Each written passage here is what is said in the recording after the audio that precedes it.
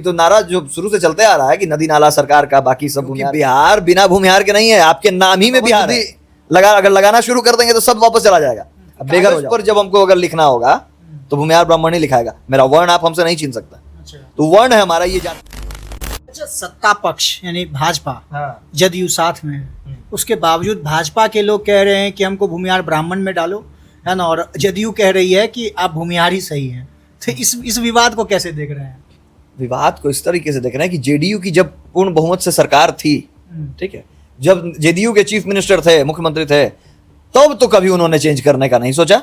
तब तो कभी चेंज, आज कोई पहली बार तो 5 साल पहले नहीं आई है सरकार। लेकिन बीजेपी के आने के बाद ही कहा है जेडीयू अब कह रही है कि भूमिहार ही रही है। अभी सवाल अब यहाँ ये दोनों में आपस में पूछिए कि भाजपा वाले पूछे जेडीयू से या जेडीयू वाले जवाब दें कि आज अचानक से क्या हुआ, क्या उनको रास नहीं आ रहा है कि भाजपा के मुख्यमंत्री रहे? जेडीयू को कहीं ना कहीं खटक रहा है कि भाजपा का मुख्यमंत्री बन गया तो अब विवाद चाह रही है। तो भाई, तो अब विवाद चाहने पर तो आप आमंत्रण दे रहे हैं। तो हर विवाद में, हर चीज में टारगेट भूमिहार ही क्यों? क्योंकि बिहार बिना भूमिहार के नहीं है, आपके नाम ही में बिहार है। अच्छा, आपके नाम ही में बिहार, भूमिहार से ही बिहार है। तो अब पूरा कहते ना कि जितना जोताला उतना हमर परती बा, तो हमर नामे में धरती बा। अब जाना ना कि भूमिहार में नाम ही में भू लगा हुआ है, भूमि। तो ये पूरी धरती हमारी ही है। तो आपको दिक्कत तो हमसे होगा ही ना, जब चाहेंगे छीन लेंगे। आप आधा तो नारा जो शुरू से चलते आ रहा है कि नदी नाला सरकार का, बाकी सब भूमिहार का, तो हमने उतना दे रखा है तब ना नदी नाला ही सिर्फ आपके पास है, बाकी तो हमारा ही है। तो आपको दिक्कत होगी क्योंकि अब आप उसको हड़पने पे लगे हैं जगह जगह, कहीं स्कूल, कहीं कॉलेजेस, कहीं सरकारी रोड, कुछ लोगों को हमने जमीन देकर बसाई, वो भी हमारे खिलाफ बोल रहे हैं। तो सर्वे चल रहा था, सर्वे चल रहा है ना, तो क्या अब दौड़ता? बहुत उस समय से तो ब्राह्मणवाद से आजादी चाहिए था, सवर्णों के फॉरवर्ड बैकवर्ड हो रहा था। अब सर्वे में दौड़ते चले आ रहे हैं कि मालिक जी लिख दी हमने की जमीन, तो अब क्या लिख दी? अब ले ले, तब बंसावली में तो हमरे बा रजिस्ट्री करके थोड़ा दिए तुमको, हम तुमको दिए, तुम्हारे ऊपर तरस खा के तुमको बसाने के लिए दिए थे कहीं से लाके। तो तुम तो बाप से बापगिरी करने लगे। तो बाप से बापगिरी होगा तो हमारे पास वो हथकंडा है ना। द्रोणाचार्य ने एक कला अपने पास रख ली थी, बेटे को भी ब्रह्मास्त्र चलाना सिखाया था, उसको वापस बुलाना नहीं सिखाया था। तो हमारे पास एक अल्टरनेटिव गुरु सारा ज्ञान दे देता है, एक ज्ञान अपने पास रखता है।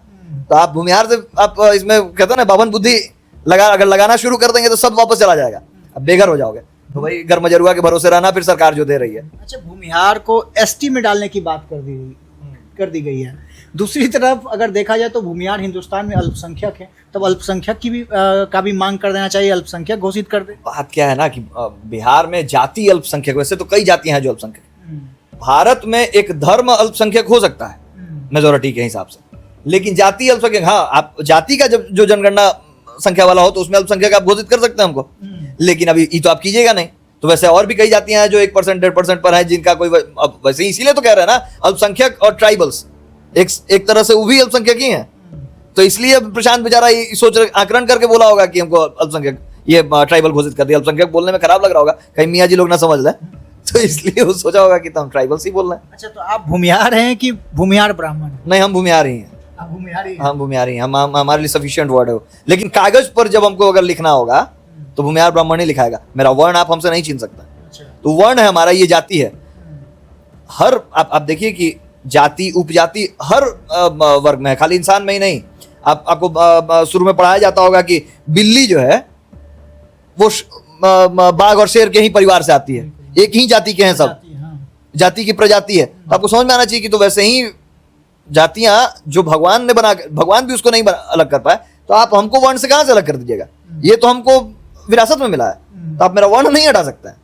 वो लिखाएगा वही भूमिहार ब्राह्मण, बोलेंगे भले हम कि भूमिहार है, लेकिन लिखने का जब बारी आएगा तो भूमिहार ब्राह्मण ही लिखाएगा। अच्छा, बस। लेकिन जो सियासती बवाल चल रहा है इस पर, हालांकि भूमिहार हर चीज में पिस जाता है। सबसे ज्यादा अभी कहा जाता है कि जमीन के मामले में भूमिहार सबसे ज्यादा आगे है, उसके बावजूद हर चीज में भूमिहार पिसता जा रहा है। तो अब इस पे क्या आगे होने वाला है?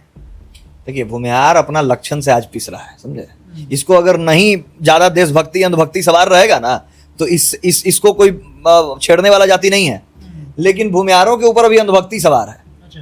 इतना बताइए कि छात्रों के लिए आंदोलन चल रहा है, यूजीसी पर कानून आ गया, वो तो खैर कीजिए कि उसमें तो कोर्ट का इंटरवेंशन था कि उसको स्टे लगा दिया गया। कहां थे भाई?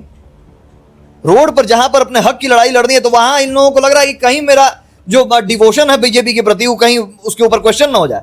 तो इसके लिए एक बड़ा वर्ग जो है भूमिहार का चाटुकार वर्ग जो है वो उतरना नहीं चाह रहा, विरोध नहीं करना चाह रहा। अभी जो छात्र आंदोलन चल रहा है हर जगह, तो इसमें लोग कहेंगे कि भीम का नारा लग रहा है तो ब्राह्मणवाद के खिलाफ नारा लग रहा है, उसको हम लोग उसको नहीं मानते हैं कि छात्र आंदोलन। अरे भाई, तो जिस आप ही इतना आपको अगर था कि आपके अनुसार नारा लगे तो काहे नहीं चले गए थे उन लोग के समर्थन में बच्चों के?